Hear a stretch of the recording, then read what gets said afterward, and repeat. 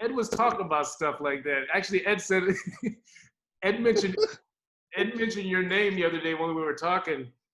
He said you know what Ed said? He said, "Do you remember when we would go to parties and Earl would walk up in the kitchen and start cooking meals?" I was like, "Yeah, I remember that shit. Like, start making sandwiches and shit." I was like, "Hell yeah!" I was like, "I remember that shit."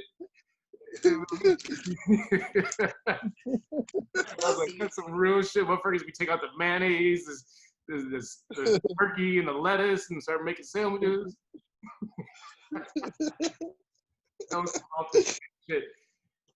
And like Ed said, is like he's like, and Ed was like, but it was never like on no thug shit. He's like, it was on some like love shit. Like the owner of the house would come in, like, "What's going on here?" And Earl would be like, "Hey, you want a sandwich?"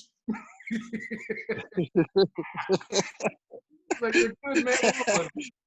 Owner would be like, "All right, I guess so."